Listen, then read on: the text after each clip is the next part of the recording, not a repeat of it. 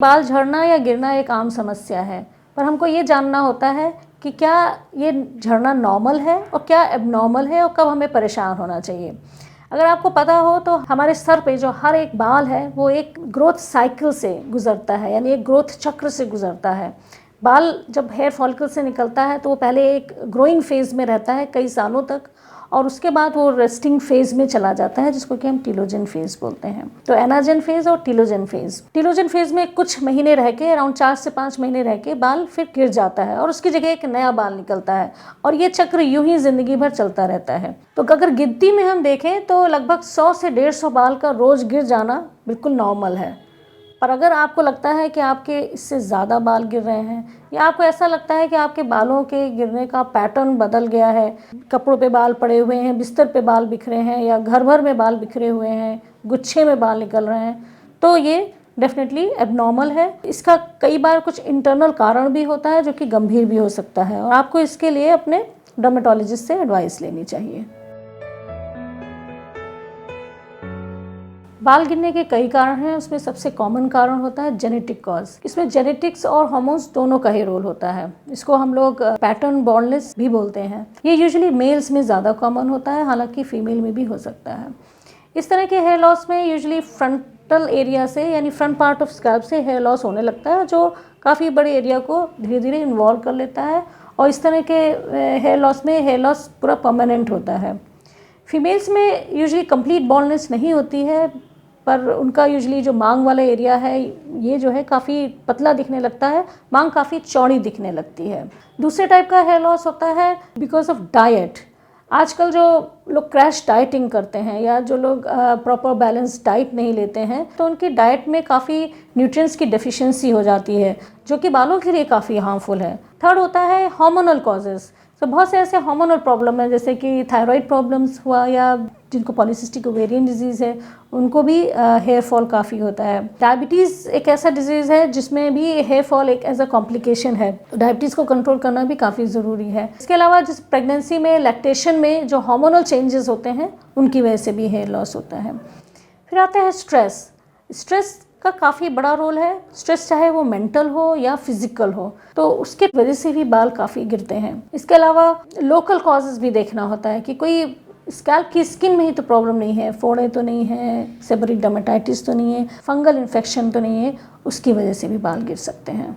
Market में बहुत सारे केमिकल बेस्ड लोशन, शैम्पूज़ वो अवेलेबल हैं, तो आपको ये देखना होगा कि आपके स्कैल्प में, आपके हेयर्स के लिए वो सूटेबल है कि नहीं, क्योंकि वो भी कभी कभी बालों को काफ़ी डैमेज कर सकते हैं। बाल किसी के झड़ रहे हैं तो आपको इस तरह से पता चलेगा कि आपका पैटर्न थोड़ा चेंज हो गया होगा बाल गिरने का। नॉर्मली तो 50 से 100 या 150 तक का बाल नॉर्मल है, और हमको पता चल जाता है कि हमारा नॉर्मली कितना बाल झड़ता है, या मौसमी चेंज से, क्लाइमेटिक चेंज से कितना डिफरेंस आता है। पर अगर आपका बाल उससे ज़्यादा झड़ रहा है, आपको लगता है कि नॉर्मली इतना नहीं झड़ता था, आप घर भर में बाल बिखरे हुए हैं, बाल थोड़ा पतले लग रहे हैं, गुच्छे, जो बाल का गुच्छा है वो ज़्यादा बड़ा है, या नहाते वक्त वॉशरूम में ज़्यादा बाल गिर रहा है, तो वो ज़रूर चिंता का विषय है। उसके अलावा सर की स्किन थोड़ा सा देखना चाहिए। अगर आपको लगता है कि आपका स्कैल्प का स्किन थोड़ा ज़्यादा विजिबल हो गया है, वहाँ पे चकत्ते बन गए हैं, गोल गोल चकत्ते हैं जहाँ पे बाल बिल्कुल नहीं बच गए हैं, तो वो भी एक बाल झड़ने का सिम्टम है। स्कैल्प की स्किन में अगर दाने हैं या रूसी है, तो वो भी सिम्टम है कि हमें कोई बाल का कोई डिजीज़ हो रहा है, तो उसको आपको तुरंत डर्मेटोलॉजिस्ट को एडवाइस लेना चाहिए, क्योंकि ये लोकल कॉज भी हो सकता है, कभी कभी ये अंदरूनी बीमारियों का भी सिम्टम होता है, जिसके लिए प्रॉपर इन्वेस्टिगेशन और ट्रीटमेंट होना चाहिए। डैंड्रफ भी एक ऐसा कारण है जिसकी वजह से बाल झड़ सकते हैं, क्योंकि डैंड्रफ से जो स्कैल्प की स्किन है उसमें काफ़ी इन्फ्लेमेशन आ जाता है, काफ़ी इचिंग होती है, कई बार दाने, पस के दाने भी पड़ सकते हैं, और इसकी वजह से ग्रेजुअली अगर इसको ट्रीट ना करें तो हेयर लॉस होने लगता है। बालों के झड़ने के लिए, रोकने के लिए ट्रीटमेंट्स अवेलेबल हैं। यूजुअली जो मोस्ट कॉमन ट्रीटमेंट हम यूज़ करते हैं वो है मिनॉक्सिडिल, जो मेनली एंड्रोजेनेटिक एलोपेशिया में यूज़ करते हैं। ये लोशन फॉर्म में अवेलेबल होता है। इसको लगाने से धीरे धीरे बालों की जड़ों में सर्कुलेशन बढ़ता है, जो कि हेयर ग्रोथ में हेल्प करता है। इसका इफेक्ट आने में 5 से 6 महीना लग सकता है। यूजुअली कोई साइड इफ़ेक्ट नहीं होता है, पर किसी किसी को थोड़ा सा माइल्ड इरिटेशन स्कैल्प पे हो सकता है। उसके अलावा फिनास्टराइड प्रिस्क्राइब किया जाता है। ये यूजुअली मेल्स को दिया जाता है।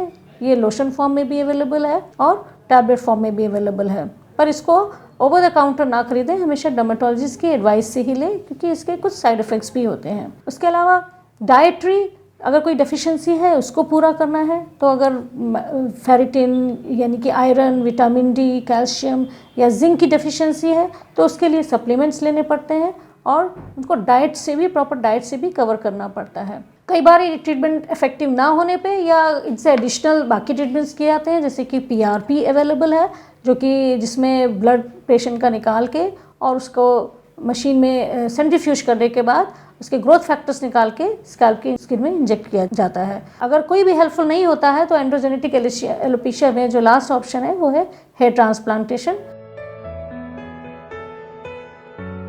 तो घर में बहुत चीज़ें अवेलेबल होती हैं। एक तो प्रॉपर डाइट लें और जंक फूड को अवॉइड करें। जो भी खाना खाएं उसमें फ्रूट्स एंड वेजिटेबल्स का सेवन ज़्यादा करें। आपको शैम्पू अगर करना है तो उसको माइल्ड शैम्पू यूज़ करें, हफ्ते में 2 या 3 बार मैक्सिमम करें। शैम्पू करने से पहले नारियल के तेल से हल्का सा मसाज करें, जो कि आप नहाने से 2-3 घंटे पहले या एक रात पहले भी कर सकते हैं। इसके अलावा स्मोकिंग और अल्कोहल का सेवन बहुत ही कम करें, क्योंकि इससे जो है सर्कुलेशन कम होता है और वो बाल की ग्रोथ को अफेक्ट करता है। जो लोग वेजिटेरियन हैं उनको डाइट में आयरन का सोर्स उतना नहीं मिल पाता है, तो उनके लिए सप्लीमेंट्स अवेलेबल हैं, जो कि वो सप्लीमेंट्स अपने डॉक्टर से ले सकते हैं। लोग पूछते हैं कि शैम्पू कितनी बार करना चाहिए। देखिए, शैम्पू हफ्ते में 1 से 3 बार तक कर सकते हैं और ये डिपेंड करता है आपके हेयर्स पे। अगर आपके हेयर्स बहुत ऑयली हैं, जल्दी गंदे हो जाते हैं, तो हो सकता है आपको हफ्ते में 3 बार शैम्पू करना पड़े। अगर आपके हेयर्स ड्राई टेक्सचर के हैं तो 1 बार शैम्पू करने से या 2 बार करने से भी काम चल सकता है। शैम्पू हमेशा माइल्ड यूज़ करें, बहुत स्ट्रॉन्ग या बहुत ज़्यादा परफ्यूम शैम्पूज़ का इस्तेमाल ना करें। ऑयलिंग भी एक इम्पॉर्टेंट होता है बालों के लिए। डेली ऑयलिंग नहीं करना चाहिए, क्योंकि उससे थोड़ा गंदगी जमती है सर में, इन्फेक्शंस या डैंड्रफ होने का रिस्क रहता है। तो हफ्ते में 2 या 3 बार ऑयलिंग कर सकते हैं। यूजुअली हम लोग प्रिफ़र करते हैं कि ऑयलिंग आप बाल धोने के या तो 1 रात पहले करें या नहाने से 2 घंटे पहले। ऑयलिंग का मेन पर्पस होता है मसाजिंग, तो थोड़ा सा ऑयल लगा के एक जेंटल मसाजिंग ज़रूर करें। केवल ऑयल लगाने से बहुत फ़ायदा नहीं होता है। केमिकल्स जो मार्केट में अवेलेबल है उनका प्रयोग उतना ही करें जितना ज़रूरत हो। अगर आपका पार्टी है या फंक्शन है और आपको कोई प्रोसीजर करना है तो कर सकते हैं, पर देन आप हमेशा प्रोटेक्टिव सीरम्स साथ में ज़रूर यूज़ करें। बालों के झड़ना रोकने के लिए सबसे पहले तो ये जानना ज़रूरी है कि कोई पर्टिकुलर कॉज तो नहीं है, क्योंकि हेयर लॉस के कारण बहुत हैं। सुनने में तो बहुत छोटी प्रॉब्लम लगती है, कारण बहुत हैं। तो आपको अपने डर्मेटोलॉजिस्ट से एडवाइस लेनी चाहिए कि कहीं कोई आपको मेडिकल इलनेस तो नहीं है, जैसे थायराइड प्रॉब्लम तो नहीं है, पॉलीसिस्टिक ओवेरियन डिजीज़ तो नहीं है। तो ऐसा कुछ कारण है तो उसको इन्वेस्टिगेट करना चाहिए और ट्रीट करना चाहिए। दूसरी चीज़ डाइटरी आपको देखना है, तो बहुत से हम लोग टेस्ट कर सकते हैं ये देखने के लिए कि आपके में iron deficiency, calcium, vitamin D deficiency, zinc deficiency तो नहीं है। अगर ये डिफिशिएंसीज़ हैं तो उनको ट्रीट करना चाहिए। अगर उसको ट्रीट कर लें तो बाल धीरे धीरे अपने आप कवर कर जाते हैं। इसके अलावा जब भी आप कोई प्रोडक्ट यूज़ करते हैं तो आपको ये देखना है कि वो प्रोडक्ट आपके लिए सूटेबल हो। हमेशा माइल्ड शैम्पूज़ यूज़ करें। जो शैम्पू करने की फ्रीक्वेंसी है वो आप 1 से 3 बार हफ्ते में कर सकते हैं, और ये देखते हुए कि आपके हेयर्स कितने कर्ली हैं या कितने ऑयली हैं, ये उस पर आप डिसाइड कर सकते हैं। कोशिश करें कि बहुत ज़्यादा प्रोसीजर्स आप बालों पे ना कराएं, स्पेशली जो हीट रिलेटेड प्रोसीजर्स होते हैं जिनमें हीटिंग इन्वॉल्व होता है, क्योंकि वो बालों को लॉन्ग टर्म में थोड़ा सा डैमेज कर सकते हैं।